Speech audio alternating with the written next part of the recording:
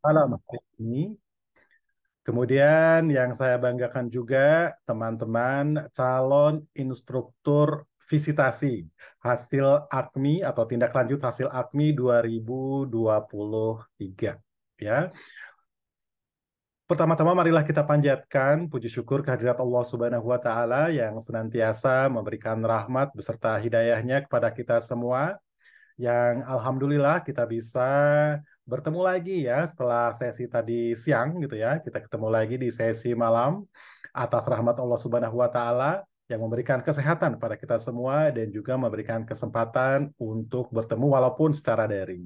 Salawat beserta salam semoga selalu tercurah kepada Nabi besar Muhammad Sallallahu Alaihi Wasallam, kepada keluarganya dan kepada para sahabatnya dan insya Allah kepada kita semua selaku umatnya hingga akhir zaman. Bapak Ibu hadirin sekalian, pada sesi ini kita akan mendengarkan pembekalan dari salah satu pakar kita, pakar literasi sains, yaitu Prof. Hairul. Mohon maaf kalau saya agak kesono kemari melihatnya ya, karena sambil menjadi operator juga. Baik Bapak Ibu hadirin sekalian, marilah kita bersama-sama membuka sesi ini dengan bersama-sama membaca Bismillah. Bismillahirrahmanirrahim. Bismillahirrahmanirrahim. Baik Bapak Ibu hadirin sekalian, tadi sedikit nguping ya pembicaraan atau obrolan di antara Bapak Ibu hadirin sekalian.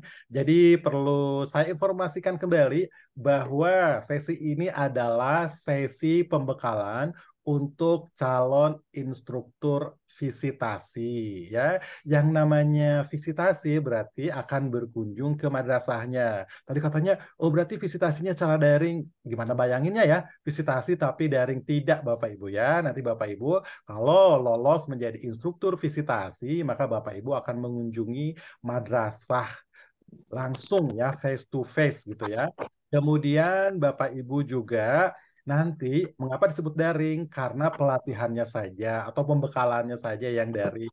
Tapi ketika Bapak Ibu lolos menjadi instruktur visitasi, maka Bapak Ibu akan berkunjung ke madrasah yang terpilih ya gitu ya. Nah, prioritasnya memang adalah prioritas yang dekat dengan tempat tinggal Bapak Ibu. Tapi tidak menutup kemungkinan juga akan lintas kabupaten, lintas provinsi, begitu Bapak Ibu ya. Tapi itu nanti ya, tidak perlu dipikirkan sekarang. Yang sekarang adalah Bapak Ibu harus mempersiapkan seleksinya. Ya, Bapak Ibu harus membekali diri dengan wawasan semua literasi, literasi membaca, literasi numerasi, literasi sains, dan literasi sosial budaya.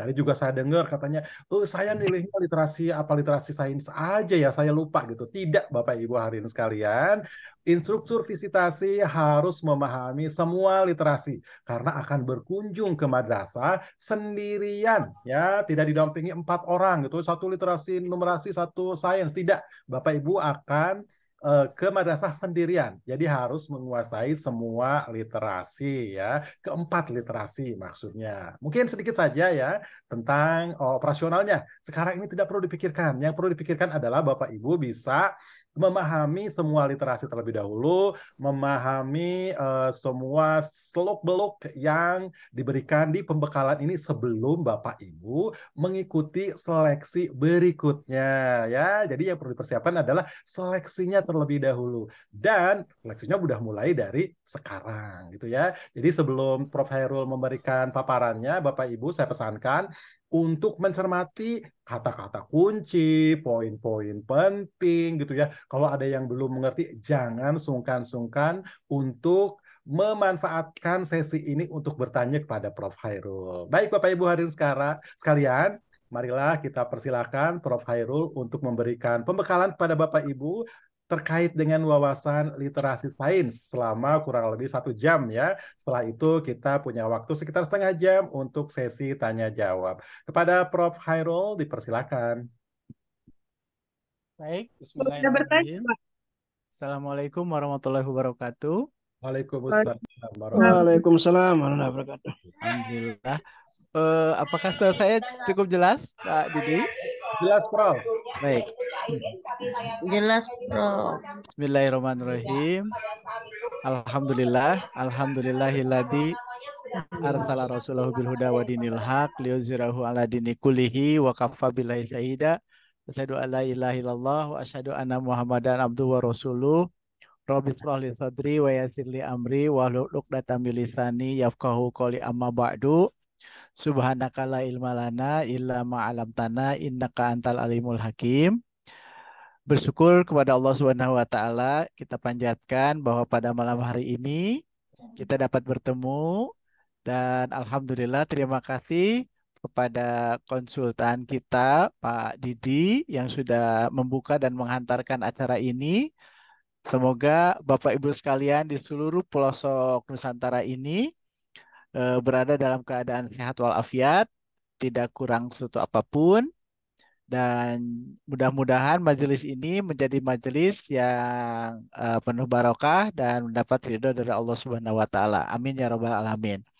Bapak Ibu sekalian, sebagaimana yang disampaikan oleh Pak Didi tadi, bahwa pada malam hari ini kita akan sedikit berbincang-bincang dan diberi judul pembekalan literasi sains di madrasah. Nah, saya kira Bapak Ibu sekalian nanti raise hand aja ya kalau misalnya saya tanya, kemudian raise hand, kemudian nanti akan mendapat kesempatan untuk berbicara ya.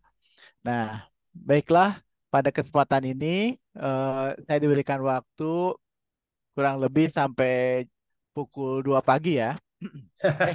2 pagi. 2 kali 45 menit ya. Jadi 90 menit ya. Termasuk tanya jawab ya, Prof. Tanya jawab, baik. Jadi saya mungkin akan menyampaikan sedikit ya tentang eh, literasi sains.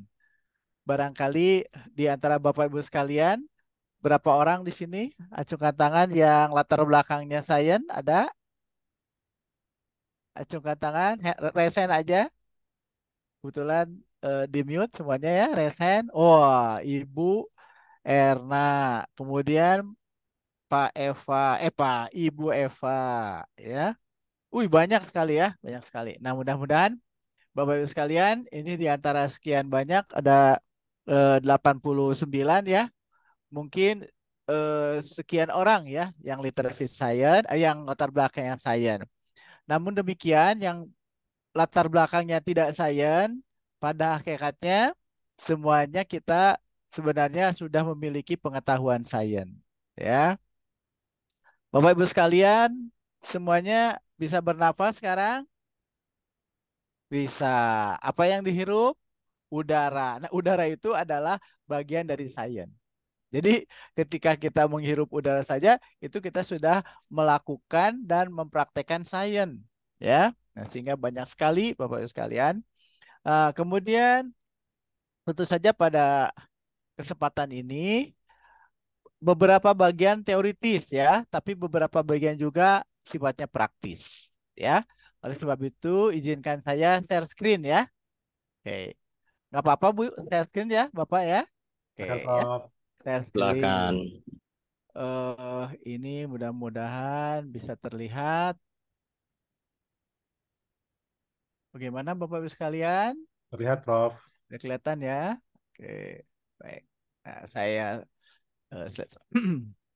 Nah, jadi judul pada malam hari ini adalah pembekalan ya, pembekalan literasi sains.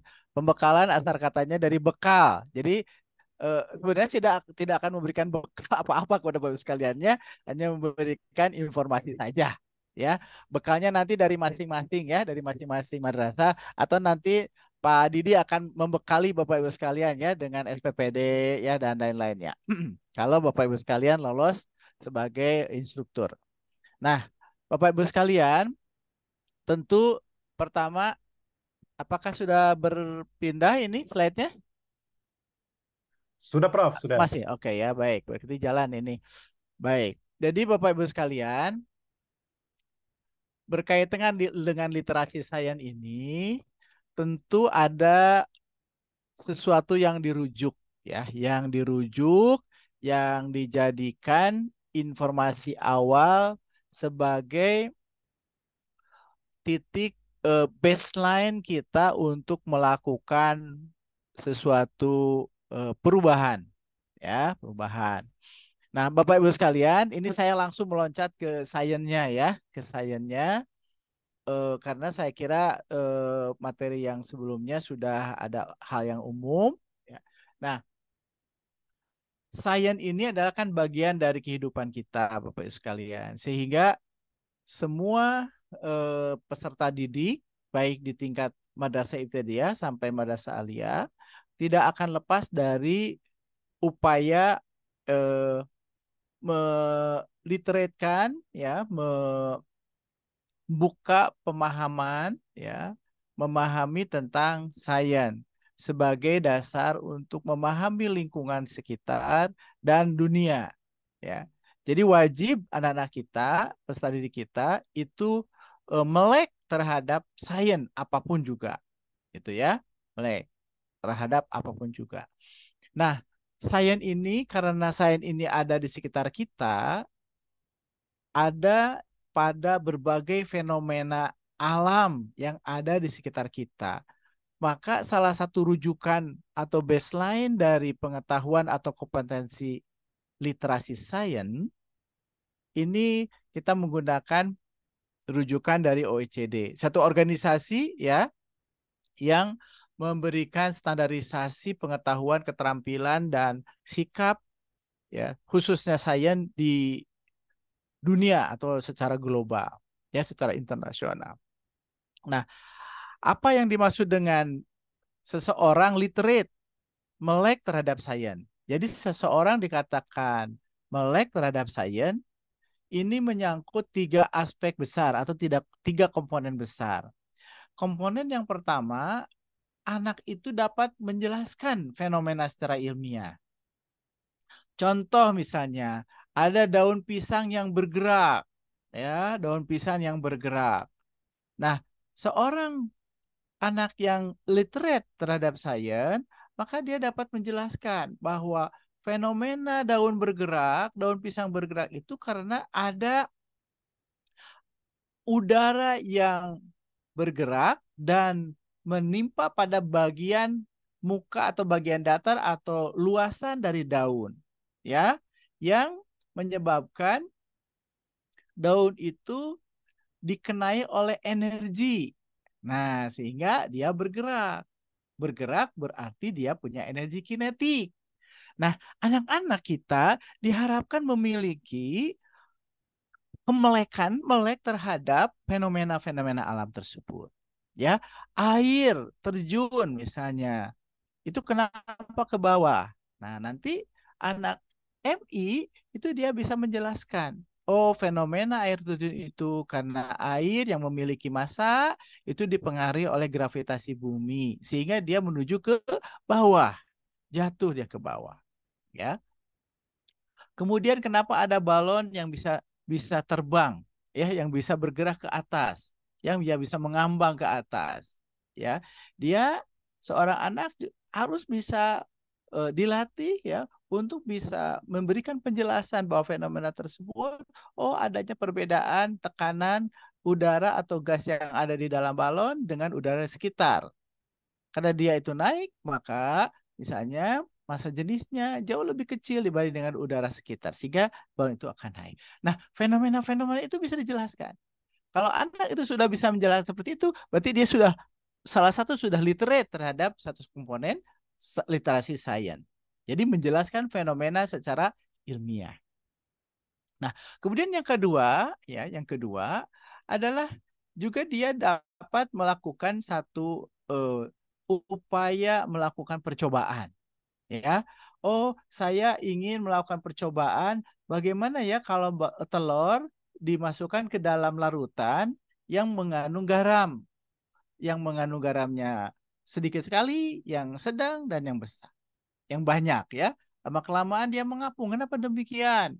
Nah, dia bisa mengevaluasi, dia bisa menyiapkan rancangan percobaan.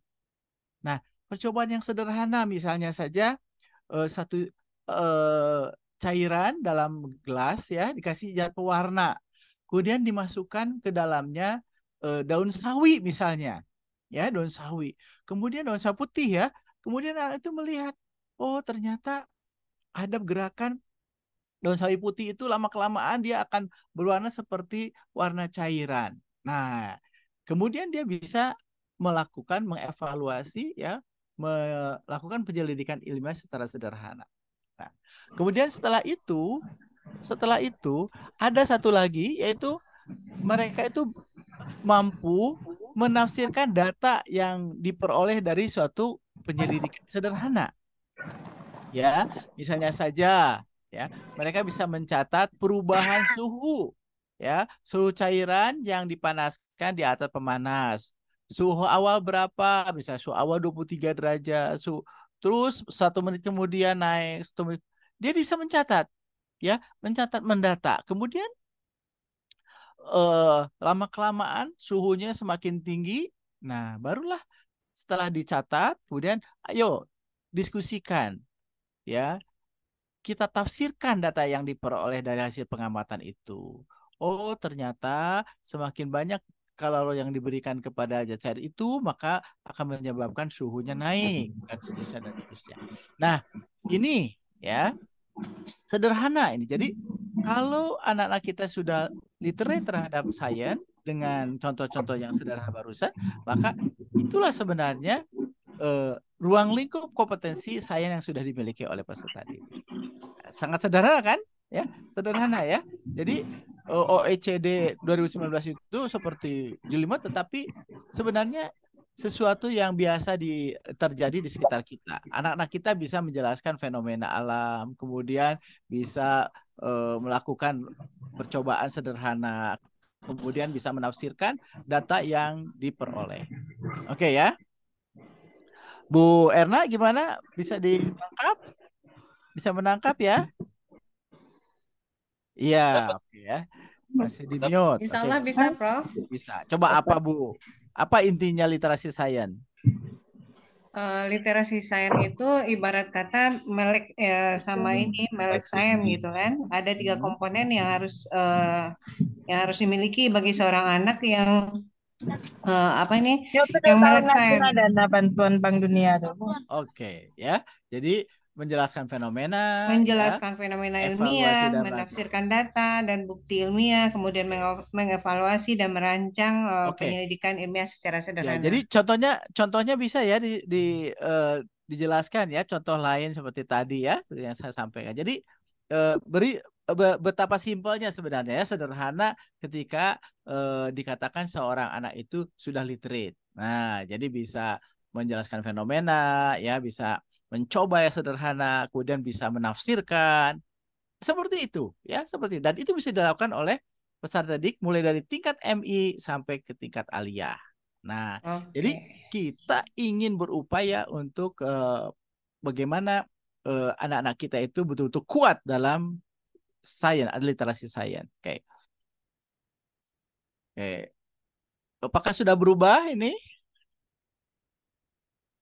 Sudah ya? Sudah. Baik.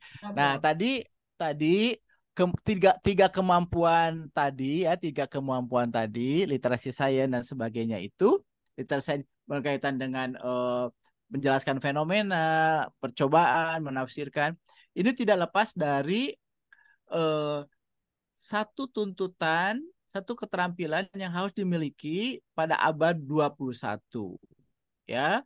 Pada waktu-waktu yang akan datang, anak-anak itu perlu memiliki kompetensi, diantaranya kompetensi dalam literasi sains. Nah, literasi sains ini berkaitan tentu saja dengan kegiatan ilmiah, ya, kegiatan ilmiah. Sekaligus literasi berkaitan dengan literasi ilmiah. Nah, literasi ilmiah ini merupakan literasi yang dasar, ya, dasar. Jadi seseorang yang siap menghadapi abad depan, abad 21, dia harus betul-betul, anak itu harus betul-betul memiliki kompetensi dasar. Ya, literasi dasar yaitu antara lain literasi ilmiah yang di dalamnya adalah literasi sains, ya. Jadi di sini ada kurang lebih 6 literasi dasar, ya, literasi numerasi. Tadi saya kira sudah disampaikan ya, numerasi, ya, literasi membaca, finansial dan seterusnya. Nah, literasi sains itu bagian dari scientific literacy, ya, scientific literacy. Nah, di dasar-dasar literasi ini itu akan mendorong peserta didik untuk memiliki kompetensi. Nah, literasi sains akan berkontribusi terhadap kompetensi critical thinking, ya, kreativitas, komunikasi, dan kolaborasi. Dan pada akhirnya, literasi sains pun akan berkontribusi terhadap pembentukan karakter, kualitas karakter. Ya, di sini ada curiosity, inisiatif, dan sebagainya. Nah, melalui literasi sains dan pemahaman terhadap literasi sains, maka tentu ini akan berkontribusi besar terhadap karakter peserta didik kita. Jadi peserta didik kita itu kalau dia sudah literate, dilatih literasi sains, maka dia lebih bisa mensyukuri apa yang dilihat di sekitarnya. Fenomena-fenomena alam yang luar biasa, ya. Bahkan ada dalam lebih dari 700 ayat Al-Quran itu yang memberikan informasi tentang sains, ya, tentang sains. Nah, oleh sebab itu, literasi sains juga itu merupakan alat atau tools untuk lebih meningkatkan ketakwaan bagi kita, ya, bagi anak-anak kita. Jika diarahkan untuk anak-anak kita itu selalu melihat fenomena sekitar dan dijelaskan secara ilmiah. Ya, jadi dengan demikian Bapak Ibu sekalian, ini ada kaitannya literasi sains ini dengan keterampilan abad 21 yang harus dimiliki oleh setiap peserta didik. Nah, dalam literasi sains ini ada 3 komponen, ya. 3 komponen itu apa, Pak Nurholis? Konten, konteks, dan tema, ya. Nah, jadi kita dalam program pelatihan atau BIMTEK ini, kita dalam literasi sains itu akan berkaitan dengan konten apa yang dikembangkan, yang menjadi semesta pembicaraan dari literasi sains, kemudian konteksnya, dan baru tema. Nah, di sini Bapak Ibu sekalian ada 4 konten besar, ya. Jadi ketika kita melakukan asesmen, ya, sekaligus juga nanti melakukan tindak lanjut, itu tidak akan lepas dari 4 rumpun konten yang besar, ya, yaitu sistem fisik, sistem kehidupan, sistem bumi dan antariksa, dan sistem teknologi. Nah, jadi pembicaraan yang nanti dibicarakan di madrasah, nanti tentu saja teman-teman di madrasah akan bertanya tentang ruang lingkup dari asesmen. Nah, asesmen maupun juga BIMTEK itu tidak lepas dari 4 konten ini. Nah, keempat konten ini nanti ada sub kontennya, ada materinya, ada submaterinya. Banyak sekali, ya. Ada tema-tema yang dikembangkan. Jadi sistem fisik itu apa saja. Nah, nanti diurai. Tetapi Bapak Ibu sekalian yang perlu diingat bahwa ada 4 konten yang utama, yang besar, ya. Besaran konten itu sistem fisik, sistem kehidupan, ya, kemudian sistem bumi antariksa, dan sistem teknologi.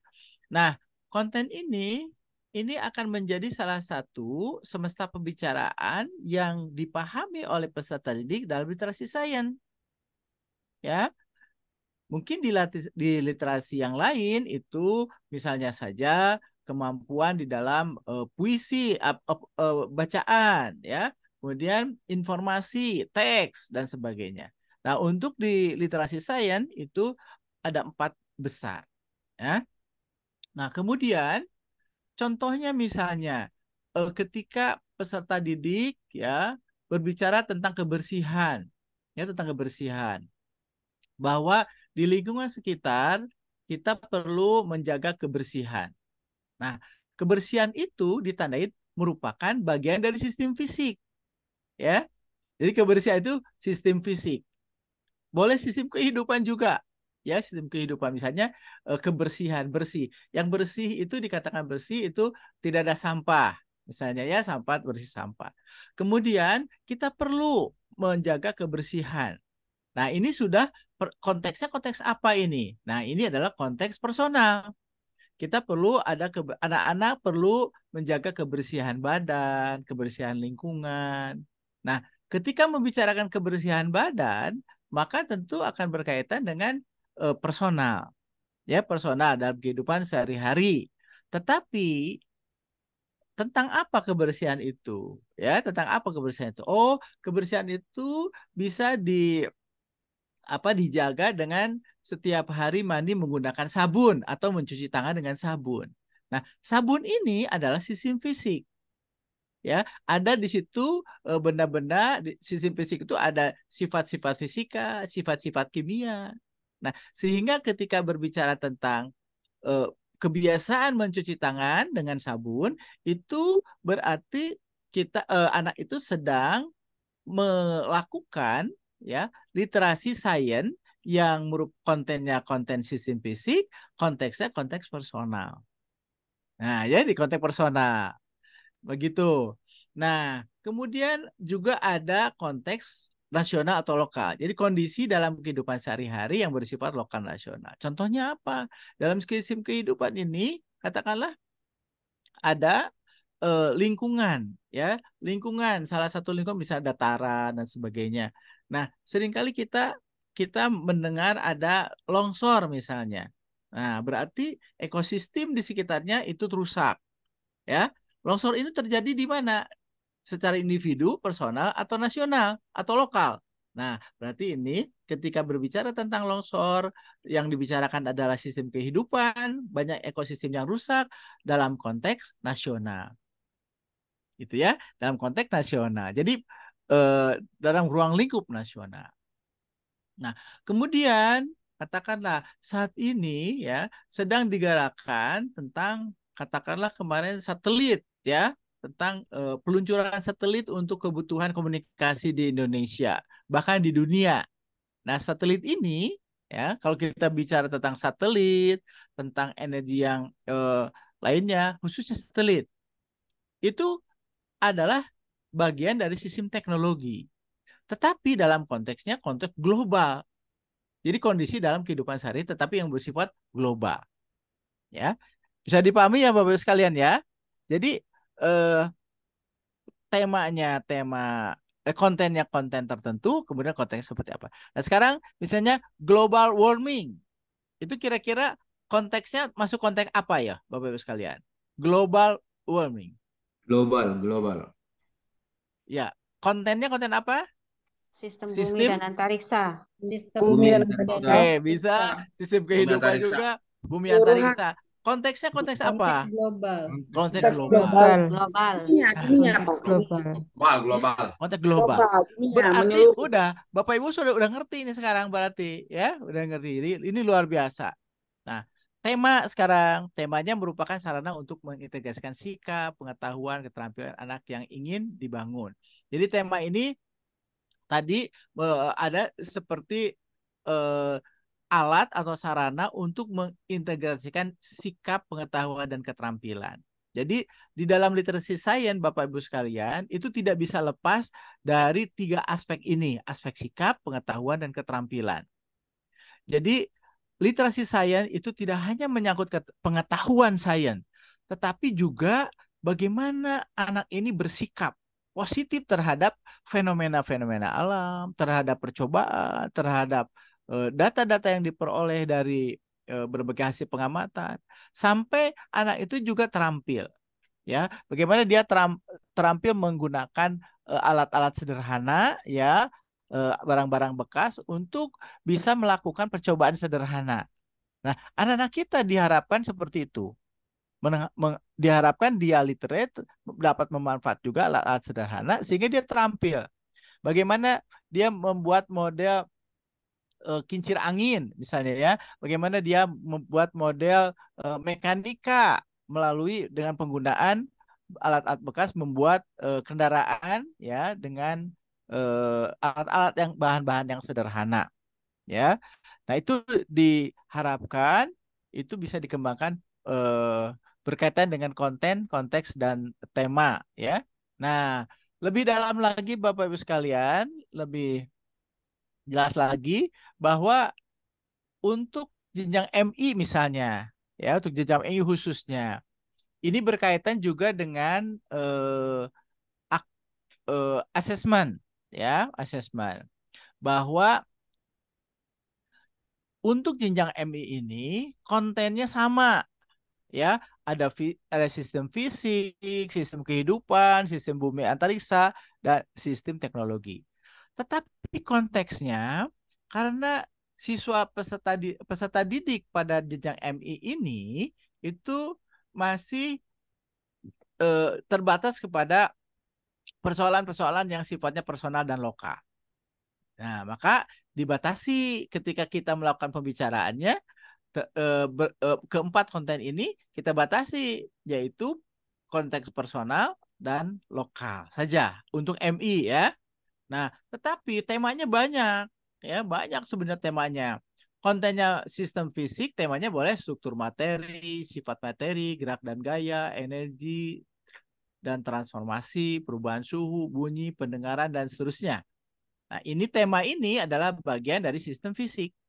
Sistem kehidupan apa? Ya, pengolahan sampah ya. Sekarang ini sedang rawan sampah ya Bapak Ibu sekalian. Jadi di beberapa daerah peserta didik tingkat MI, MTS, MA itu sekarang sedang mencoba literate terhadap bagaimana mengolah sampah. Bagaimana terjadinya zero sampah ya. Zero waste ya, waste zero ya.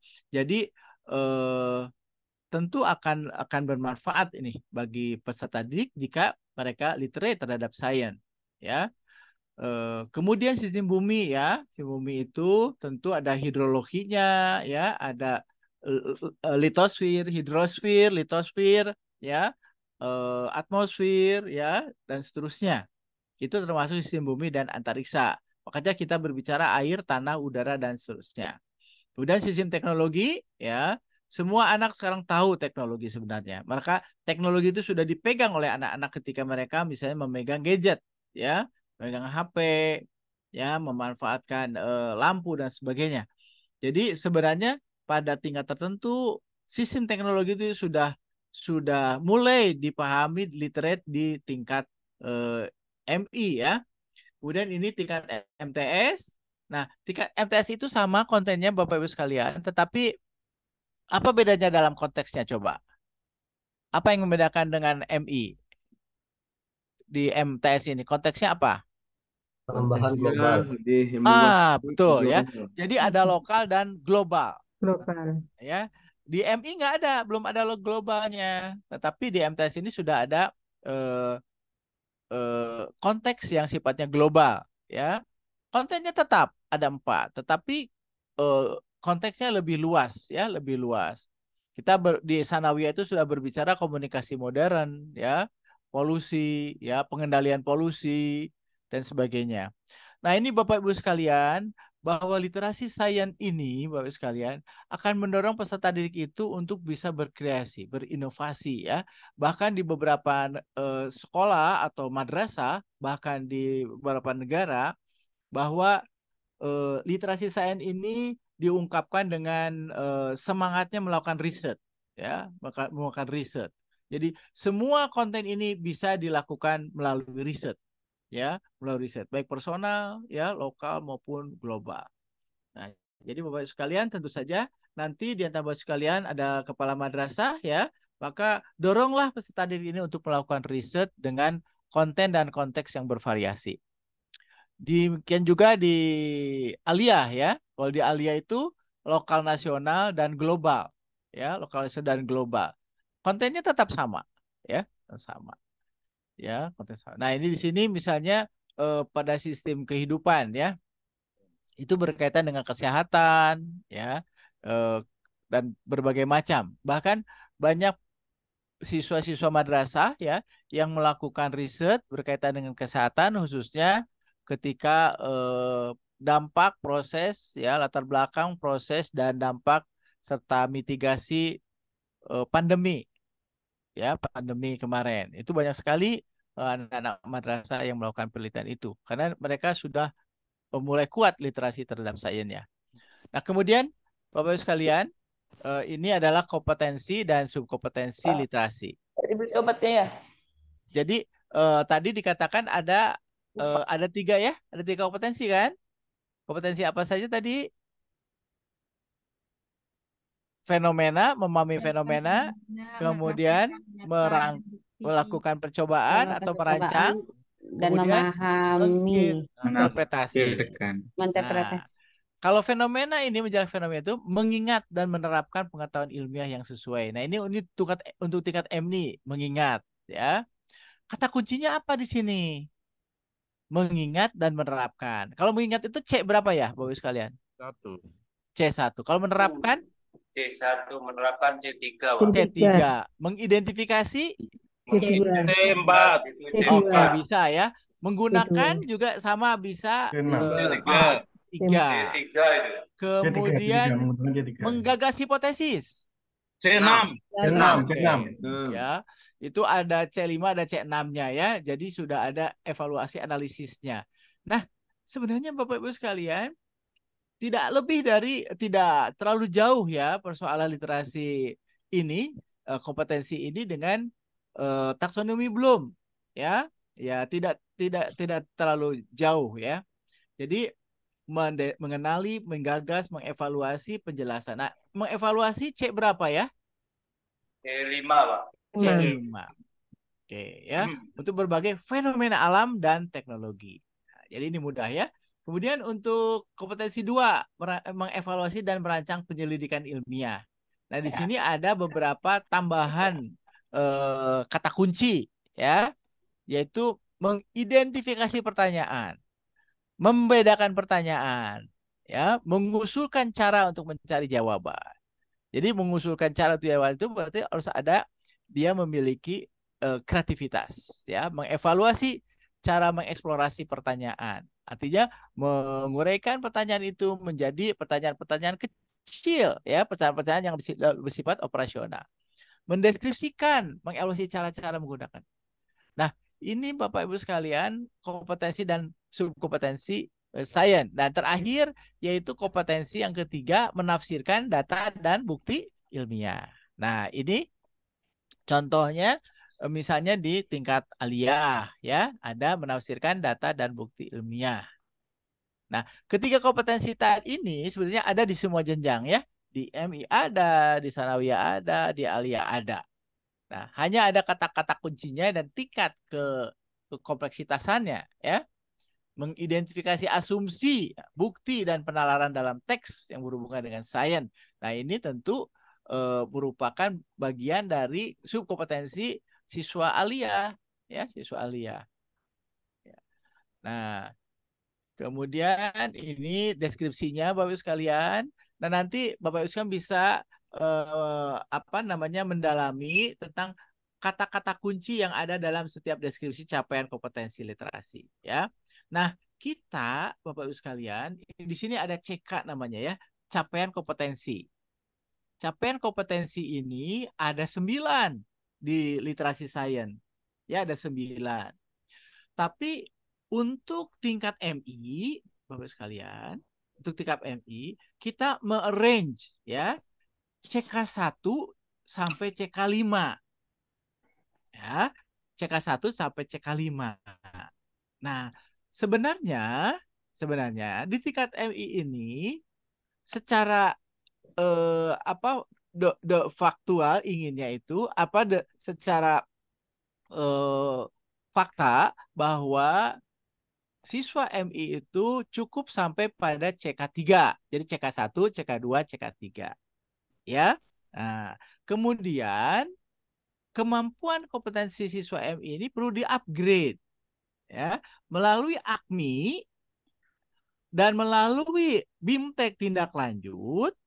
Seandainya nanti peserta didik itu rata-rata di satu madrasah tertentu itu rata-rata berada pada CK3, maka tentu ini perlu diikhtiarkan melalui BIMTEK guru-gurunya agar guru-gurunya itu membuat skenario pembelajaran yang mendorong peserta didik untuk bisa sampai ke CK3 atau CK4 atau CK5 gitu ya. Nah, jadi wilayah MI ini adalah dari CK1, CK2, CK3 sebenarnya. Tetapi ketika kita melakukan BIMTEK, peningkatan kompetensi, maka guru-guru MI harus diberikan kesanggupan untuk meng-enrich ya, enrichment dari memperkaya peserta didik itu supaya berada dalam tingkatan CK4 atau CK5. Ya, jadi untuk MI tidak hanya sampai mengidentifikasi, mengasih potensi, tapi dia juga sampai kepada mentransformasikan, mengidentifikasi, ya, mengusulkan dan seterusnya, ya. Nah ini untuk MI. Jadi ikhtiar kita BIMTEK ini adalah nanti Bapak sekalian mendorong guru-guru untuk berkesanggupan mempersiapkan proses pembelajaran itu sehingga anak bisa meningkat dari tingkat CK2 menjadi CK4 atau CK5. Dari CK3 menjadi CK4 atau CK5. Jadi posisi nanti AKMI ini, assessment ini, nanti rapotnya itu akan memberikan informasi di mana posisi anak itu rata-rata. Di CK2 kah atau di CK3? Nah, gitu ya. Sehingga kita mendorong guru-guru untuk bisa menyiapkan proses pembelajaran, skenario pembelajaran yang bisa mendorong peserta didik untuk meningkat kemampuannya ke CK berikutnya. Nah, kalau ini cek untuk sanawiyah, ya, untuk sanawiyah. Di sini sanawiyah itu disajikan CK3 sampai CK7. Ya, CK7. Nah, posisi sanawiyah itu nanti mungkin aja di CK3 ya yang low atau di CK4 yang pada tingkatannya ya. Sehingga ketika di CK4 maka teman-teman guru sanawiyah kita berikan satu endorsement supaya bisa dia menyiapkan perencanaan pembelajaran, skenario pembelajaran yang menyebabkan peserta didik itu bisa naik ke CK berikutnya. Gitu ya. CK berikutnya. Ini sanawiyah itu CK3, 4, 5, 6, 7. Existingnya sebenarnya adalah CK4, CK5, CK6. Gitu ya. Jadi existing untuk sanawiyah itu sebetulnya CK4, CK5, CK6. Tapi boleh jadi ada anak sanawiyah yang masih ada di CK3. Sehingga perlu kita dorong meningkat menjadi CK berikutnya. Nah, melalui BIMTEK inilah sarana kita untuk endorse guru supaya bisa dia menyiapkan proses pembelajaran yang memungkinkan peserta didik itu naik ke CK berikutnya. Ya. Nah, terakhir adalah untuk aliyah. Nah, aliyah ini Bapak Ibu sekalian, ini ditayangkan dari CK5. Boleh jadi ya, boleh jadi kemampuan kompetensi anak-anak aliyah itu masih di ada CK5 atau CK6. Existingnya sebenarnya di CK7, CK8, CK9. Nah, namun demikian diantisipasi boleh jadi ada beberapa peserta didik yang masih ada di CK6. Nah, nanti kita dorong supaya guru bisa menyiapkan pembelajaran ya yang memungkinkan anak itu bisa naik CK ya, naik ke memiliki kompetensi yang lebih tinggi daripada yang hasil AKMI ini ya. Nah, ini terakhir Bapak sekalian. Nah, kira-kira ini ada dua kolom Bapak sekalian ya. Mana yang lebih sederhana, sebelah kiri atau sebelah kanan Bapak Ibu sekalian? Sebelah kanan. Kanan. Yang Kanan. judulnya apa? Sebelah Judulnya kanan. apa? Khasiat Khasiat daun daun jambu jambu biji. biji. Itu lebih apa? Lebih kompleks atau lebih sederhana? Lebih Sederhana. Oke. Nah, Bapak sekalian, pertama yang sebelah kiri itu kuatnya tulang kakek. Ini cocoknya untuk MI, MTS atau MA? MI. MI, oke ya. Nah, di situ tingkat masih sederhana, ya. Itu masih sederhana. Mungkin di sini untuk di teksnya. Nah, konten yang dikembangkan baik dalam soal AKMI maupun juga di dalam BIMTEK dalam mengembangkan pembicaraan itu terletak juga pada teks ya, pada teks. Di sini sudah ada mungkin ada 2 variabel, tapi ketika khasiat daun jambu ini sudah mencakup beberapa variabel. Ya, beberapa variabel di sini ya. Ada berapa variabel ya? Gitu ya. Sekarang untuk kuat konteks kuatnya tulang kakek ini kontennya apa dan konteksnya apa kira-kira Bapak sekalian? Kontennya apa? Personal. Kehidupan personal. Oke, konteksnya personal. ininya Fisik, sistem konten, kontennya apa? Sistem kontennya fisik atau fisik, sistem fisik. Nah, ini Bapak Ibu sekalian, nanti Bapak Ibu sekalian perlu mengenali ya. Saya kira lebih mendalam, barusan sudah betul.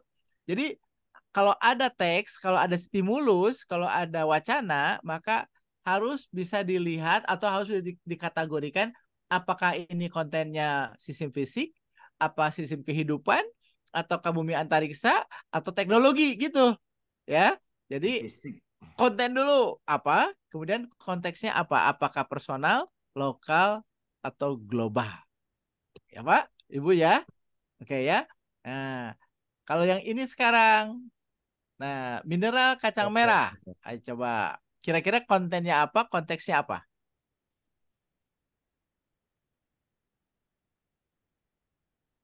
Yo, kontennya apa, konteksnya apa? Fisik, Sistem fisik dan kehidupan, teknologi, kontennya jenis kontennya kacang-kacangan, teknologi, kontennya sistem konteksnya fisik, kehidupan, global, Oke. lokal, konteksnya Nah, lokal, Jombang konten- selain sebagai kota teknologi. santri terkenal juga dengan makanan khasnya. Lokal ya. Nah, Lokal. Konteks lokal. nah, lokal Kontennya nasional kehidupan. ya, oke lokal. Kontennya sistem Fisik. kehidupan, Sistem kehidupan. Sistem kehidupan. oke. Fisik. Kata kunci mana yang menunjukkan sistem kehidupan? kanan, Konsumsi. Makanan. Makanan, tentang makanan. Pembuatan makanan itu. Oke ya, makanan. Oke, kehidupan juga boleh di Teknologi. sini. Fisik, sistem fisik ada zat besi, Fisik, mangan, fosfor. Nah, energi di sistem fisik sana. itu ya, sistem itu termasuk dari sifat-sifat fisik zat, sifat-sifat kimia zat itu termasuk fisik ya. Nah, ya. Jadi Bapak sekalian saya sudah paham sekali ya dengan penetapan dalam satu wacana itu apakah kontennya apa dan konteksnya apa.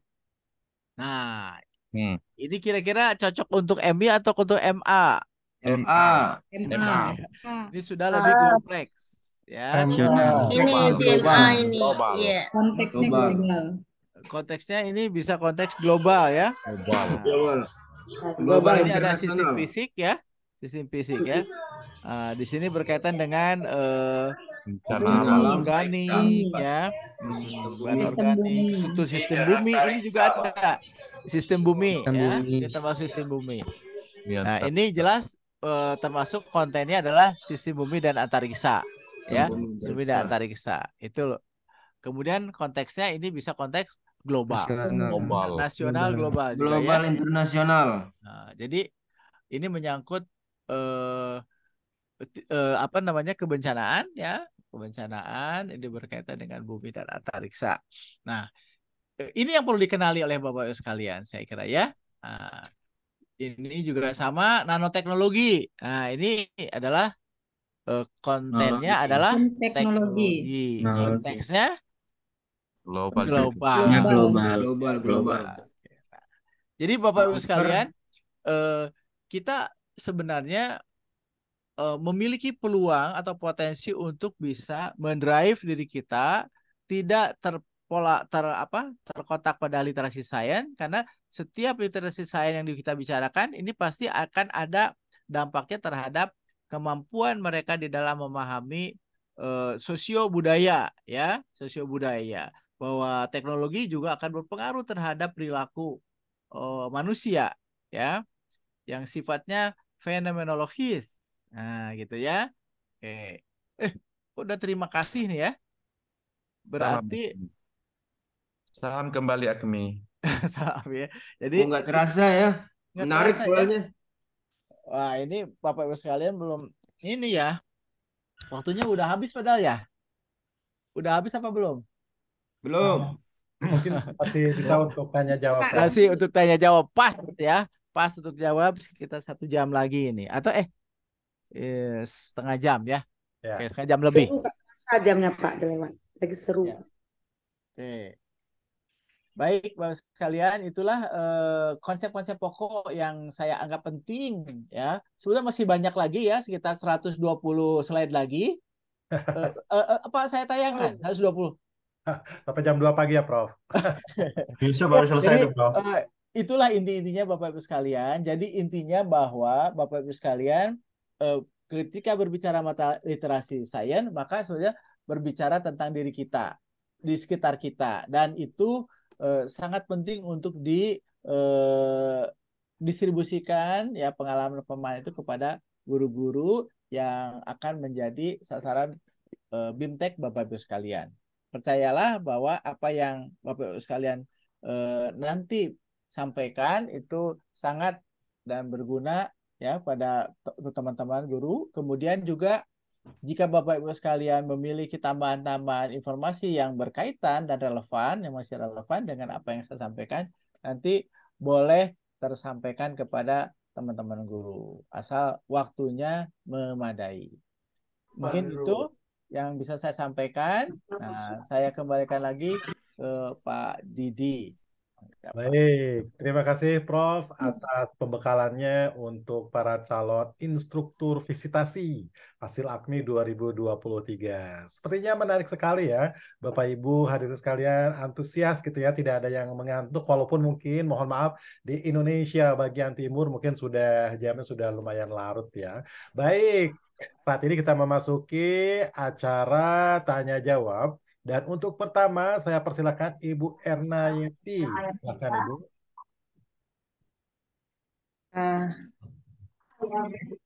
Assalamualaikum warahmatullahi wabarakatuh. Waalaikumsalam warahmatullahi wabarakatuh. Waalaikumsalam warahmatullahi wabarakatuh. Makasih banyak pada Pak Didi yang berikan kesempatan untuk saya bertanya dalam hal ini literasi sains.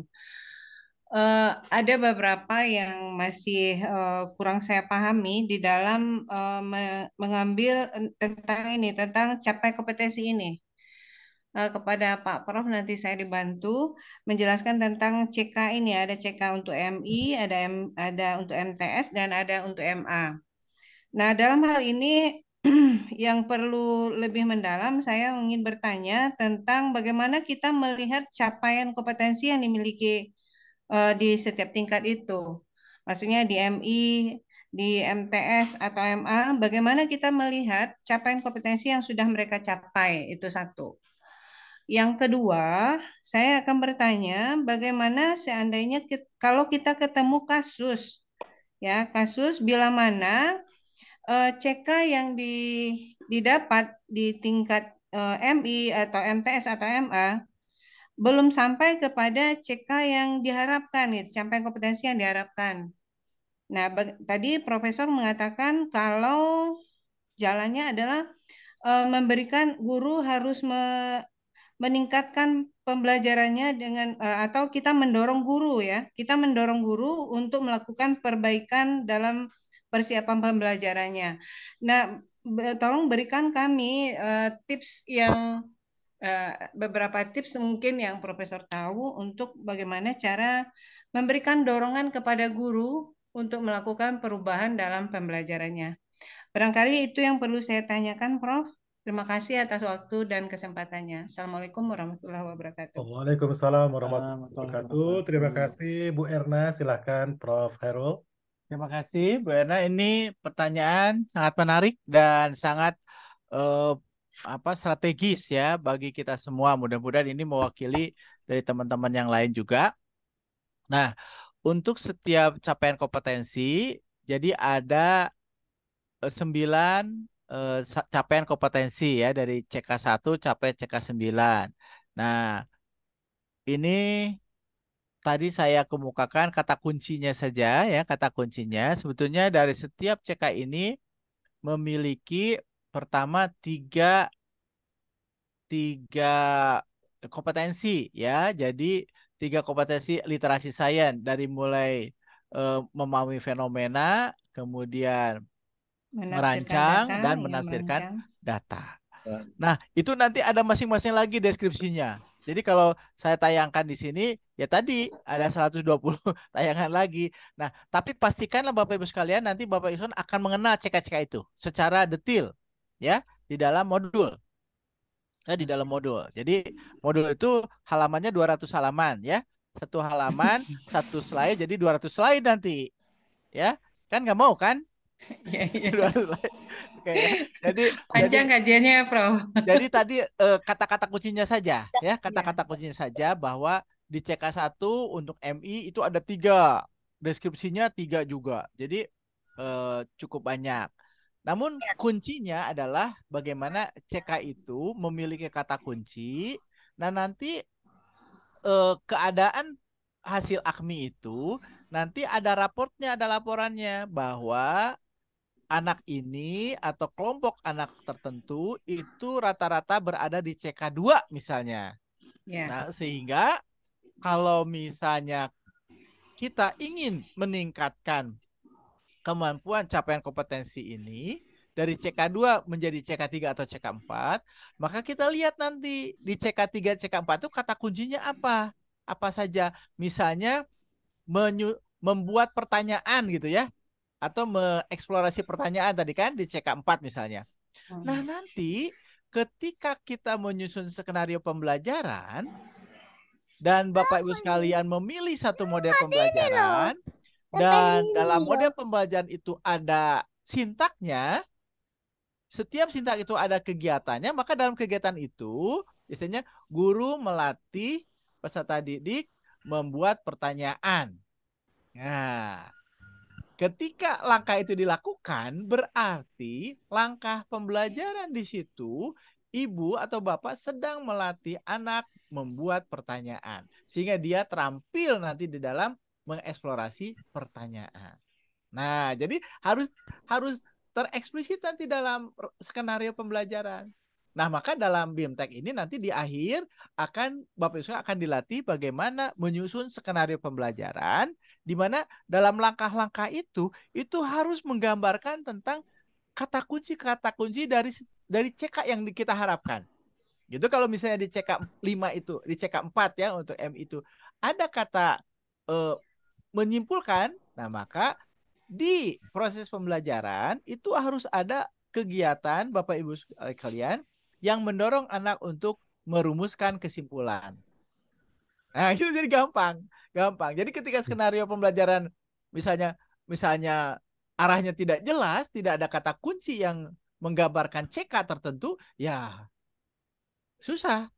Jadi kita nanti ya dilatih Bapak Ibu sekalian dan melatih kepada guru untuk bisa menempelkan salah satu kata kunci dari CK tertentu itu di dalam skenario pembelajaran. Terutama di kegiatan inti ya. Kan ada kegiatan pendahuluan, kegiatan inti, kegiatan penutup. Nah, di kegiatan inti ini itu kan kita menempelkan model pembelajaran tertentu. Misalnya model pembelajaran problem based learning. Ya, pembelajaran berbasis. Nah, problem based learning itu ada berapa tahap, Bu? 10 atau 11? Udah lupa, Prof. Ada 5. Gitu ya. Nah, di antaranya adalah misalnya mengorientasikan peserta didik pada masalah. Nah, tahapan itu harus muncul. Guru memfasilitasi peserta didik untuk merumuskan masalah atau pertanyaan. Nah, berarti disitulah Bapak Ibu sekalian mencoba untuk meningkatkan kemampuan atau kompetensi peserta didik untuk sampai kepada CK tertentu yang ada kata kuncinya. Nah, gitu. Ada kata kuncinya yaitu membuat pertanyaan atau mengeksplorasi pertanyaan. Nah, di situ. Jadi harus eksplisit. Bu ya. Kalau kata orang santri itu harus mufid murokab. Ya, atau enggak? Mufid murokab. Jadi harus apa yang diinginkan oleh ibu bapak itu harus tereksplisitkan di dalam langkah-langkah pembelajaran. Nah, kalau di langkah pembelajaran masih bersifat umum, itu berarti belum. Nah, gampang sekali ya, Bapak Ibu nanti gampang sekali kita akan tuntut untuk menyusun itu. Kebetulan kan saya tidak diberi kesempatan untuk memberikan pembekalan tentang skenario ya. Nah, kalau nanti dalam masanya, dalam acaranya Bapak Ibu sekalian akan dipandu untuk bisa merumuskan skenario pembelajaran. Gitu ya. Nah, jadi 2 pertanyaan tadi capaiannya nanti bisa dilihat di modul, kemudian yang meningkatkan proses kepada guru itu adalah memastikan guru itu mencantumkan kata operasional CK tertentu dalam langkah pembelajarannya. Gitu Bu ya. Ya, satu lagi Prof, sedikit lagi Prof. Seandainya kita ingin mendorong guru untuk menerapkan CK yang lebih tinggi dalam skenario pembelajaran, apakah kita perlu atau menganggap peserta didik sanggup dengan CK yang lebih tinggi itu? Apakah kita perlu mengukur dulu berapa kemampuan peserta didik untuk menerima peningkatan dari kata kunci CK yang kita naikkan tadi, Prof? Nah, oke, bagus ya. Contoh ya. Jadi katakanlah CK yang tinggi itu adalah peserta didik dapat membuat pertanyaan ya, atau mengeksplorasi pertanyaan. Nah, jadi kegiatan guru itu bercerita tentang suatu fenomena ya, Dari berdasarkan fenomena tersebut kita dapat mengungkapkan pertanyaan. Contohnya begitu ya. Misalnya disajikan 2 gambar ya tentang bencana longsor dan bencana banjir misalnya ya. Nah, berdasarkan gambar tersebut silakan kalian buat pertanyaan dari gambar tersebut ya. Nah, nanti ada anak juga silakan tulis ya. Misalnya apa penyebab banjir, apa penyebab longsor, apa akibat banjir, bagaimanakah akibat yang terjadi ketika terjadi longsor. Nah itu kita latih. Stimulasinya atau stimulusnya adalah gambar. Silakan berdasarkan gambar yang ada, silakan kalian kira-kira ada pertanyaan nggak berkaitan dengan gambar itu. Nah, semakin dilatih mereka itu membuat pertanyaan, maka bisa dideteksi berapa banyak di antara 40 anak itu atau 30 anak itu yang mampu membuat pertanyaan. Ya, pertanyaan jangan verbal. Jangan hanya bicara aja. Kalau bicara aja kan misalnya 2 atau 3 anak aja. Tetapi anak sekalian, berdasarkan 2 gambar yang Ibu tayangkan ini, silahkan kalian tulis minimal 1 pertanyaan. Ditulis di kertas. Jadi ditulis dulu. Setelah ditulis 1 menit, baru dikasih. Coba ya, siapa yang sudah? Apa pertanyaannya? 2, 3 orang. Tetapi semua anak menulis pertanyaan. Ya.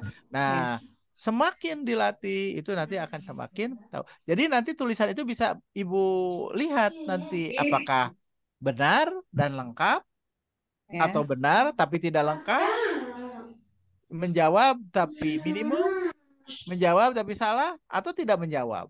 Nah, kita bisa lihat nanti secara otentik. Asal Ibu, Bapak mau meminta anak untuk menuliskan, menggambarkan, membuat tabel, membuat grafik. Ketika Ibu, Bapak sekalian selesai memberikan informasi, setahap demi setahap. Gitu ya. Setahap demi setahap, baru nanti disampaikan seperti itu. Apakah ada pembatasan berapa persentase seperti asal pada umumnya? Jadi persentase gimana? Baik Bapak Ibu hadirin sekalian, terima kasih kepada Prof. Hairul yang sudah memberikan jawabannya. Jadi Bapak Ibu nanti Bapak Ibu akan lebih dalam lagi mengetahui tentang bagaimana cara menindaklanjuti hasil AKMI 2023. Jadi sebagai tadi sudah panjang lebar ya Prof. Hairul menjelaskan, nanti setiap anak itu punya raportnya. Jadi literasi sains itu dapat CK berapa, misalnya CK 3, literasi membaca CK 2, nanti raportnya ada untuk setiap anak gitu ya. Kemudian dalam raport tersebut juga lengkap dengan rekomendasinya gitu ya. Di sana ada di dalam raportnya, oh anak ini dapat CK2 nih, perlu diapain gitu, di rekomendasinya ada. Kemudian berikutnya, guru di madrasah tersebut juga sudah dilatih seperti Ibu juga gitu ya, sudah dilatih secara daring seperti Ibu juga. Nah, tugas Ibu adalah nanti jika lolos menjadi instruktur visitasi, Ibu akan datang nih ke madrasah tersebut dan mengecek ada masalah tidak gitu ya. Kemudian apakah guru itu melaksanakan rencana tindak lanjut yang sudah dibuatnya atau tidak gitu. Gitu ya Bu ya. Jadi gurunya juga sudah tahu apa yang Ibu pelajari di sini, kemudian raportnya juga lengkap, dengan rekomendasinya juga ada di rapotnya gitu. Baik, terima kasih Ibu. Sekarang saya akan lanjut. Ya, terima kasih Pak Didi, terima kasih Pak Prof atas pencerahannya. Saya akhiri, Assalamualaikum warahmatullahi wabarakatuh. Waalaikumsalam warahmatullahi wabarakatuh. Baik, berikutnya ke Pak Nurholis. Kayaknya ini dari tadi menunggu-nunggu. Silakan Pak Nurholis. Dibuka Pak Bayu. Pak Mujahid sedikit. Assalamualaikum warahmatullahi wabarakatuh. Gimana Bu? Ini Gimana suara bisa didengar, Pak? saya belum ada. Kayaknya bocor dari ruangan sebelah ya. Iya. Gimana? Bisa didengar, Pak? Halo, sebentar. Ini kok bocor dari setengah nih. Halo, Assalamualaikum Pak. Waalaikumsalam. Pak Nurholis. Ya, bisa suaranya didengar, Pak? Oh, baik, siap. Ya, baik. Silakan walaupun terkontaminasi dari kelas sebelah, silakan. Iya. Ini Pak Prof, kalau di dalam apa itu menganalisis di dalam CP pada kurikulum Merdeka itu ada menggunakan taksonomi Bloom. Nah, kalau untuk CP ini, untuk CK yang ada di literasi, itu apakah perlu dianalisis? Seandainya dalam CK itu, CK misalnya yang ada di SMA nih ya. Nah, CK5 itu ada membuat dan menjustifikasi. Sementara di level C5. Kemudian di C7 juga sama, Pak. Apa dilihat dari kontennya, dari kompetensinya, atau gimana nih cara apa itu menentukannya bahwa dia ada di C7 membuat menjustifikasi dan di C5 sama ini kata-katanya, kata kerjanya ini kalau di dalam taksonomi Bloom. Nah, untuk apa tuh mengetahui di tingkat CK7 itu gimana? Padahal ini sama-sama membuat. Terima kasih, itu saja. Baik, terima kasih. Langsung saja Prof. Herul. Ya, baik. Menarik sekali. Terima kasih Pak Nurholis ya. Itu adalah itu ya. soal tersebut. Baik. Soal Jadi tersebut. pertama hasil AKMI nanti itu akan memberikan raport peserta didik ya, berada di CK mana seorang peserta didik atau rata-rata peserta yang ada di madrasah. Itu yang pertama ya. Raportnya sudah ada belum? Nanti setelah ada AKMI ya. Setelah ada AKMI, setelah dites, dia ada masing-masing. Nah, kemudian misalnya CK5 ya. CK5 itu diindikatori oleh katakanlah satu kata kunci ya, kata kunci. Nah, kata kunci di literasi sains untuk CK5 ya. Nanti itu bisa di-upgrade ke CK7 misalnya. Ya, ke CK7 atau ke CK8. Nah, ke CK8 itu Bapak lihat nanti Ibu lihat kata kuncinya apa ya yang ada di CK8 itu. Nah, kata kunci itulah yang menurut Bapak sekalian ini adalah yang lebih tinggi ya, lebih tinggi dibanding dengan kata kunci sebelumnya yaitu CK6 atau CK5. Maka itulah yang digunakan disisipkan nanti di dalam kata kunci yang menyusun langkah pembelajaran. Ya, langkah pembelajaran. Jadi misalnya saja menafsirkan data gitu ya. Maka nanti di langkah pembelajaran itu biasanya guru itu misalnya memberikan data hasil pengolahan data hasil percobaan. Nanti kan ada tabel. Nah, dari tabel itu, berdasarkan tabel itu, interpretasikanlah apa yang akan terjadi dengan suhu jika kalornya diperbesar. Nah, jadi itu berarti menafsirkan. Tapi menafsirkan itu tentu harus diawali dengan stimulus. Stimulusnya apa nih? Stimulusnya tertentu. Nah, maka di bawahnya tuliskanlah interpretasimu berdasarkan tabel di atas atau tabel berikut. Nanti gurunya yang menyampaikan tabel. Nah, itu adalah latihan. Ikhtiar kita untuk supaya peserta didik itu bisa naik tingkat. Nah, untuk memastikan itu, maka suruhan itu harus tertulis. Jawabannya itu harus tergambar, harus terlukis. tergantung kepada suruhannya. Misalnya tulislah interpretasi berdasarkan data yang ditunjukkan. Nah, berarti seluruh peserta didik harus melakukan interpretasi masing-masing. Ya. Nah, nanti kita cek dari 30 anak ini berapa yang menjawab benar dan lengkap. Ya. Nah, kita akan bisa tes. Oh, ternyata dari 30 ini 25 anak itu menjawab benar dan 20 menjawab benar dan lengkap, tetapi ada 10 yang menjawab benar tapi tidak lengkap. Nah, keadaan seperti itu, penilaian atau evaluasi seperti itu yang diperlukan oleh kita supaya lebih mudah Bapak Ibu sekalian memperoleh data apakah anak itu berubah atau tidak berubah. Ya, rata-ratanya bagaimana dari 30 anak itu. Jadi tidak menunggu AKMI tahun yang akan datang lagi. Tapi Bapak Ibu sekalian setelah itu kita secara terus graduasi melakukan treatment, melakukan perbaikan proses pembelajaran. Nah, perbaikan proses pembelajaran itu bisa dideteksi dengan cara yang tadi. Ya.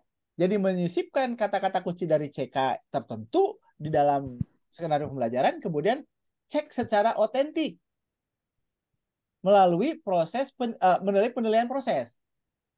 Ya, penilaian proses. Jadi kita proses kita memberikan stimulasi kemudian anak menjawab interpretasi. Nah, setelah selesai pembelajaran dilihat dari 30 anak itu siapa yang menjawab menginterpretasi dengan benar dan lengkap dan berapa yang tidak. Nah, disitulah kita akan mendapatkan informasi yang aktual, ya, yang aktual dan otentik, ya, tentang keadaan anak melalui perbaikan proses pembelajaran.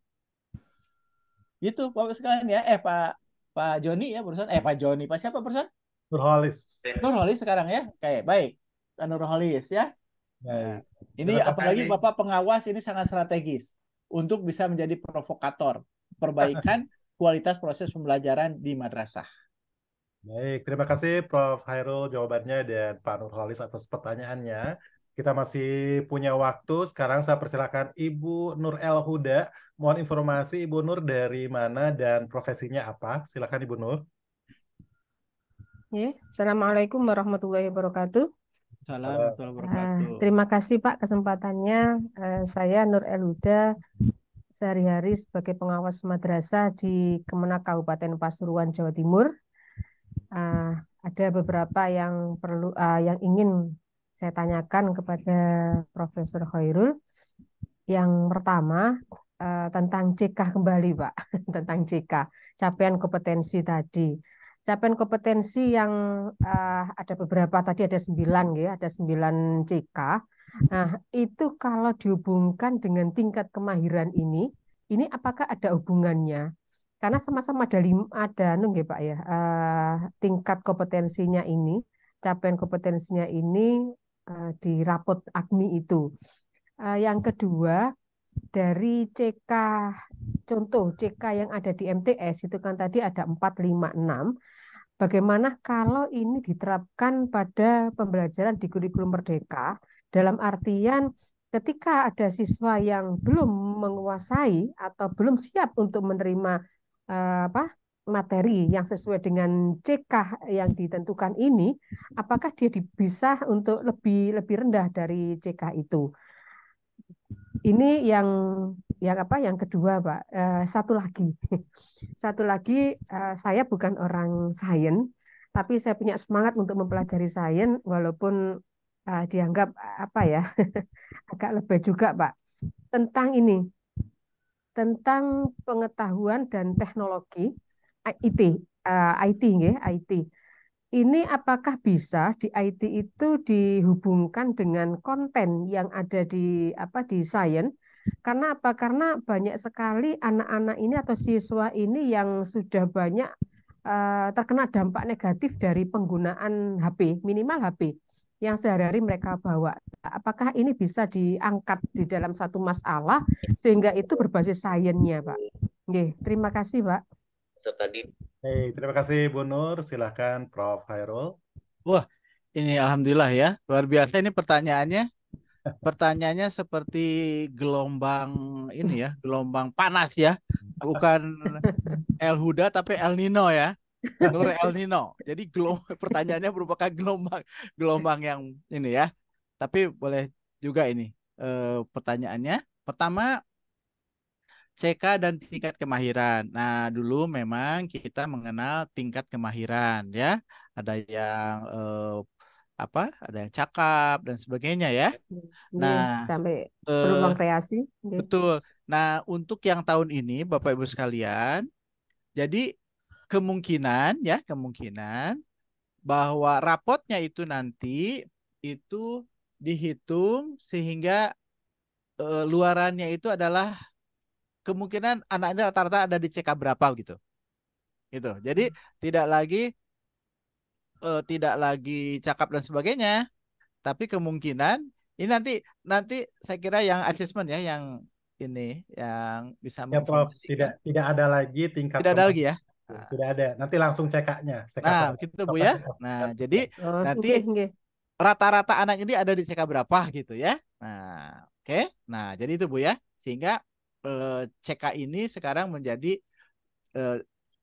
jadi luaran lah ya.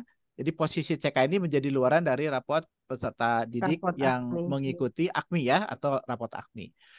Kemudian yang kedua, bagaimana kalau dalam satu kelompok peserta didik, bisa dalam satu kelas, itu raport AKMI-nya itu bervariasi ya. Ada yang mungkin ada 4, ada 5, dan 6, tapi rata-ratanya di 5 misalnya.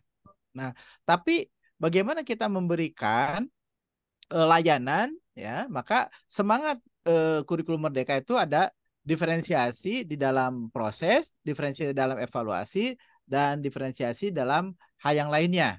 Nah, ini juga sama ya. Apakah dipisah? Ya, kalau dipisah repot ya. Repot ini di lapangan pun juga repot kalau satu kelas itu ada anak yang harus terdiferensiasi. Itu banyak ada beberapa teman yang mengartikan dipisah-pisah kelompok, misalnya ini kelompok lower ya, ini kelompok menengah, ini kelompok high. Wah, ini jadi repot dan itu terjadi disparitas secara fisik ya, sehingga anak nanti akan terjadi minder dan sebagainya. Nah, yang perlu kita lakukan adalah ketika Bapak Ibu sekalian menyusun skenario pembelajaran ya, skenario pembelajaran, tadi kembali lagi ke kegiatan inti ya. Kegiatan inti. Dalam kegiatan itu, inti itu harus ada variasi di mana kata kunci yang termasuk CK4 sisipkan, di mana CK5 sisipkan, di mana CK6 sisipkan.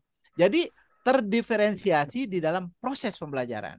Nah, gitu ya. Jadi adanya diferensiasi pada proses pembelajaran yang diwujudkan dengan bervariasinya atau beragamnya kemampuan di dalam skenario pembelajaran, khususnya dalam kegiatan inti. Gitu Bu. Jadi nanti dalam kegiatan itu pastikan ada kata kunci yang termasuk kategori CK4, ada yang termasuk CK5, ada termasuk CK6, bahkan termasuk ada CK7. Kata kuncinya harus ada di situ. Sehingga, nah, terus lalu bagaimana caranya bahwa anak itu bisa menjawab kata kunci di CK4, CK5, CK6? Ya kembali lagi tadi, kita harus melakukan evaluasi proses atau penilaian proses yang berbasis authentic assessment namanya. Dan itu adalah semangat dari kurikulum merdeka. Tetapi sayangnya teman-teman yang mengimplementasikan kurikulum merdeka itu belum sampai kepada bagaimana menyisipkan dari kata kunci itu pada skenario pembelajaran. Nah, nanti di dalam BIMTEK AKMI ini akan dilatih Bapak Ibu sekalian untuk memastikan bahwa skenario pembelajaran itu ada diferensiasi proses. Ya, bukan dipisah-pisah kelas atau ini RPP untuk kelompok lower, ini RPP untuk middle, kalau itu untuk high, enggak. Tapi di situ diintegrasikan.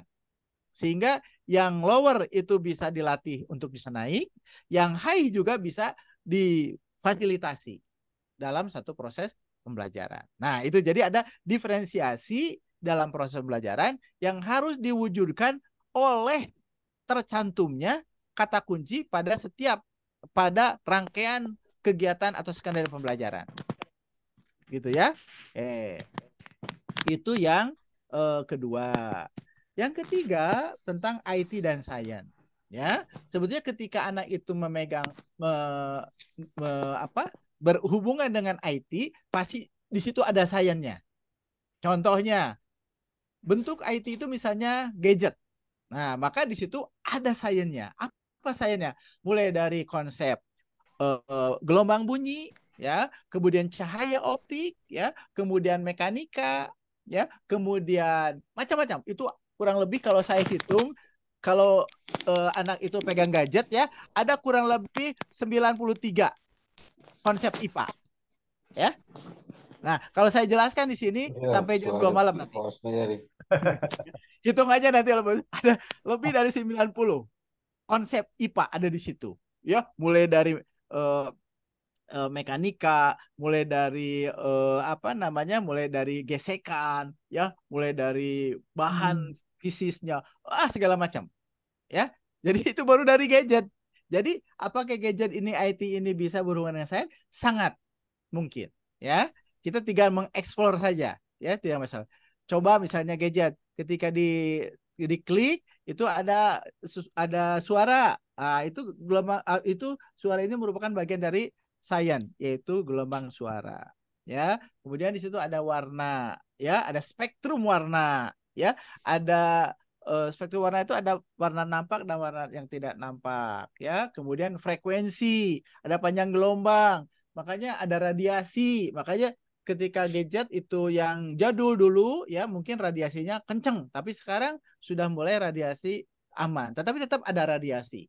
Radiasi itu ada sains, ya, radiasi gelombang macam-macam, ya, gelombang macam-macam. Kemudian tentang listrik, ya, kemagnetan. Listrik juga ada macam-macam, ada listrik statis, ada listrik dinamis. Di HP itu ada listrik statis, ada listrik dinamis. Di mana listrik dinamis itu diubah menjadi listrik statis yang disimpan di dalam baterai. Wah, macam-macam Bapak sekalian. Jadi IT ini sangat berhubungan dengan sains, ya, sangat berhubungan dengan sains, ya. Ya, baik. Terima kasih Prof. Hairul. Mungkin satu lagi aja ya Prof ya. Saya persilahkan Pak Saiful Bahri, silahkan.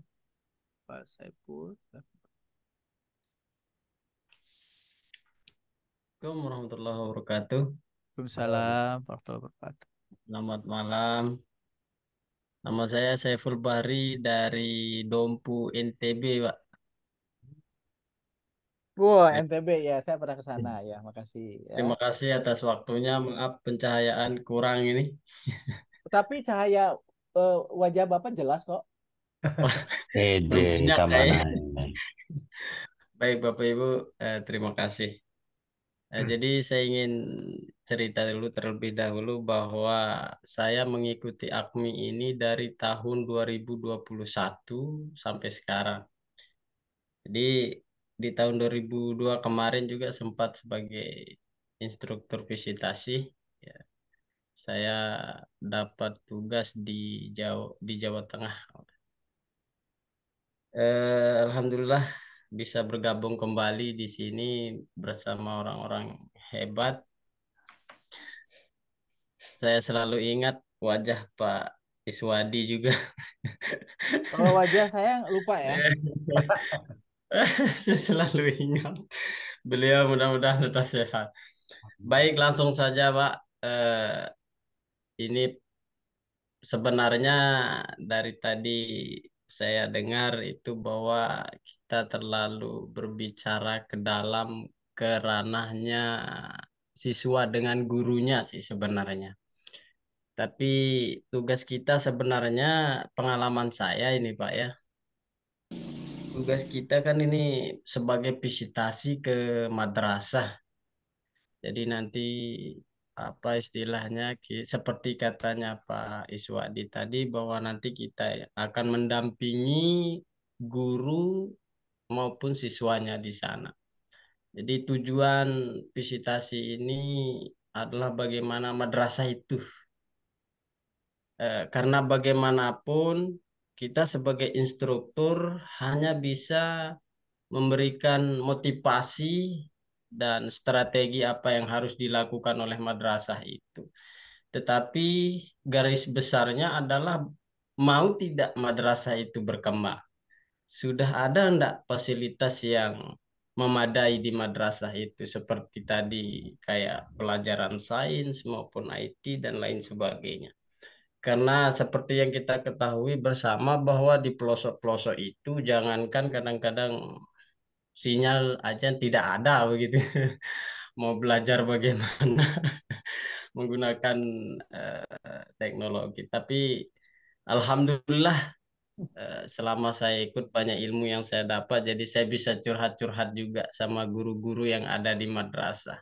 Jadi saya apa ya sangat bersemangat ikut AKMI ini dari tahun 2021 karena saya orang madrasah juga, saya sebagai kepala madrasah juga. Jadi pelan-pelan saya saya kembangkan literasi ini di madrasah saya dan alhamdulillah guru-guru saya juga sudah eh, sudah mau gitu. Karena bagaimanapun juga stakeholder di dalam madrasah itu harus ikut andil. Contohnya misalnya kita belajar sains nih. Ini Mas satu guru yang Saiful, ikut belajar sains, Mas tapi Saiful, mohon guru-guru yang maaf. lain belum tentu paham begitu. Boleh Jadi langsung ke pertanyaannya, Pak ya, Saiful. jadi Kita sudah agak larut. supaya supaya berbagi lah begitu terlalu jauh. Jadi pertanyaan saya begini, Pak. Kendala-kendala di madrasah itu contohnya misalkan mata pelajaran ini kayak AKMI ini kan kadang-kadang di MI itu kelas 5 saja kan tidak belajar IT, Pak ya.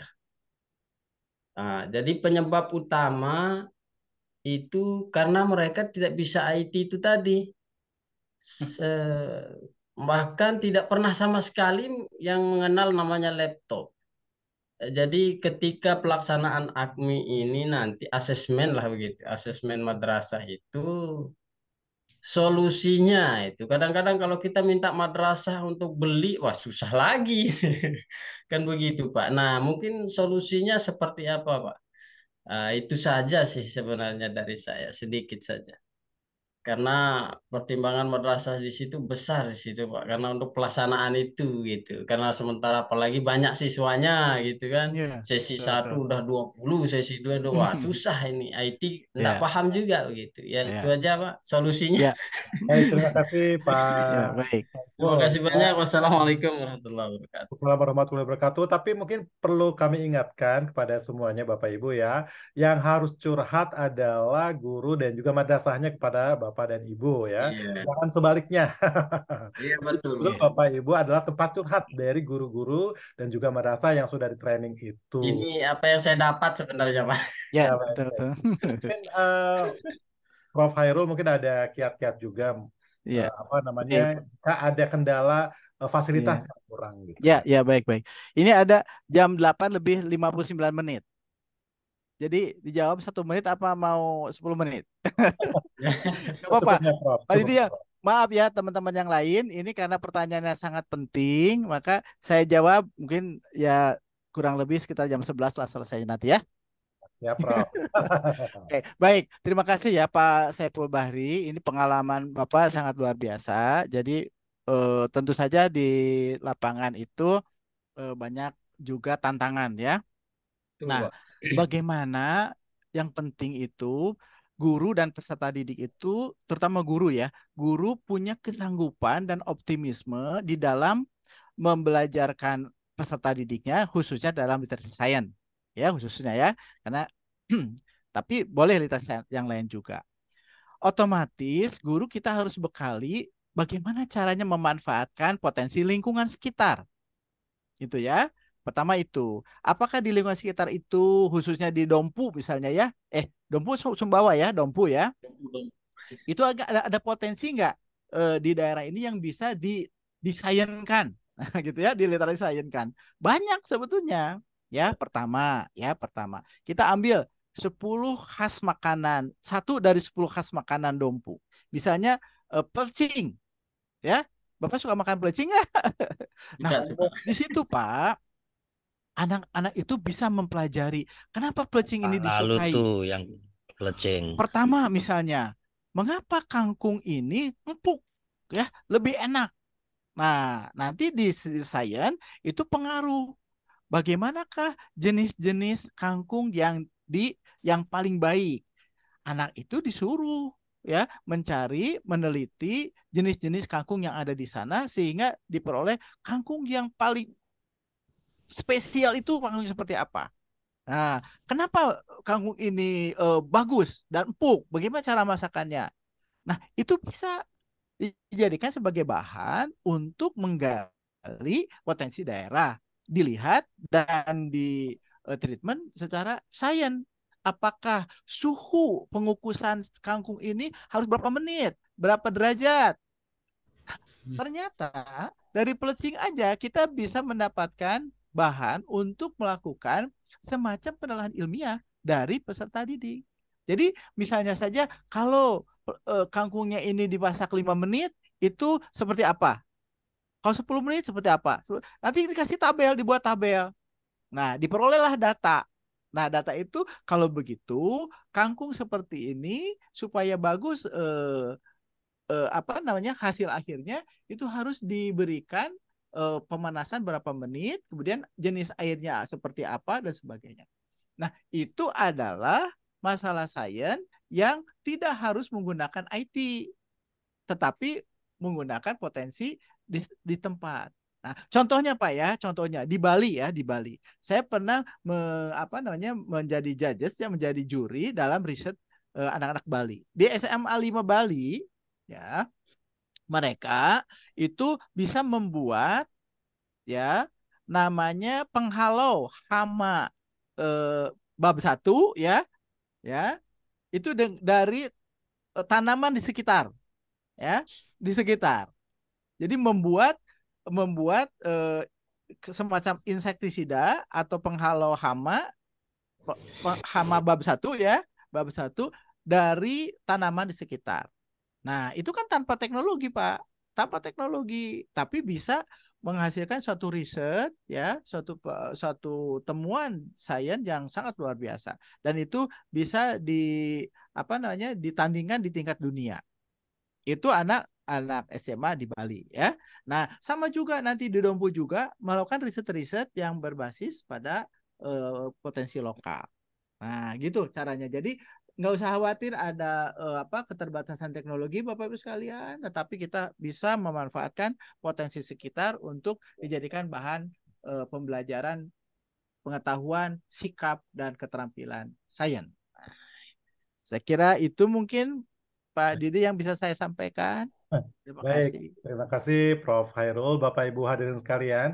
Sepertinya kita sudah harus mengakhiri sesi ini dan mohon maaf kepada Bapak Ibu yang masih ingin bertanya. Insya Allah masih ada sesi-sesi yang lain ya. Dan mudah-mudahan kalau Ibu nanti lolos, Bapak Ibu akan memiliki banyak waktu lagi untuk lebih mendalami seluk-beluk tentang AKMI ini. Baik, Bapak Ibu hadirin sekalian, sebelum kita akhiri, saya ingin mempersilahkan Prof. Hairul untuk maaf, ada gambar yang ada closing statement mungkin ya Pak ya Didi. Baik, silakan Prof. Hairul untuk memberikan closing statement. Bapak Ibu sekalian, saya kira guru anak-anak madrasah tidak akan berubah jika kita tidak berubah. Oleh sebab itu, marilah kita semangati diri kita sendiri untuk selalu setiap kesempatan kita melakukan peningkatan, ya, peningkatan pemahaman, peningkatan semangat, dan juga peningkatan perjuangan kita untuk meningkatkan kualitas, ya, madrasah sehingga menjadi madrasah yang betul-betul mandiri, tetapi juga berprestasi. Mari kita manfaatkan potensi daerah masing-masing untuk menghasilkan sesuatu yang bermanfaat, bermakna bagi peserta didik. Dengan dimulai, mari kita melakukan peningkatan kita di masing-masing melalui AKMI ini, khususnya melalui program BIMTEK tindak lanjut AKMI. Mungkin sekian. Assalamualaikum warahmatullahi wabarakatuh. Waalaikumsalam warahmatullahi wabarakatuh. Waalaikumsalam warahmatullahi wabarakatuh. Waalaikumsalam warahmatullahi Dan wabarakatuh. pencerahannya kepada kita semua ya. Kebetulan saya juga ikut belajar, Prof. Waalaikumsalam warahmatullahi Kalian, wabarakatuh. saya ucapkan terima kasih telah meluangkan waktu untuk mengikuti pembekalan pada malam hari ini. Saya mohon maaf jika ada kata-kata ataupun perilaku yang kurang berkenan untuk Bapak Ibu. Saya doakan Bapak Ibu hadirin sekalian tetap sehat dan mudah-mudahan kita bisa bekerja sama ke depannya ya untuk meningkatkan pembelajaran atau kualitas ya pendidikan di madrasah. Dan kami juga sebenarnya ingin semuanya bisa ikut menjadi kursifikasi ya, tapi apa daya gitu ya. Anggarannya sangat terbatas. Baik Bapak Ibu hadirin sekalian, selamat beristirahat. Wabillahi taufiq wal hidayah. Wassalamualaikum warahmatullahi wabarakatuh. Waalaikumsalam warahmatullahi wabarakatuh. Ya, Pak. Bapak Ibu. Ada yang meminta materi? Ya betul. Boleh Ya. Prof. Ya, boleh, Prof. Ya, Prof, dikirim materinya. Gimana Pak Adi? Silahkan Prof, kalau berkenan boleh di-share di chat terlebih Di dahulu. chat ya. Ya. Ya, baik saya kirim apa nih? Your komputer ya. Nah, kebetulan saya sudah siapkan. Ini saya kira mudah-mudahan bermanfaat. Sebentar.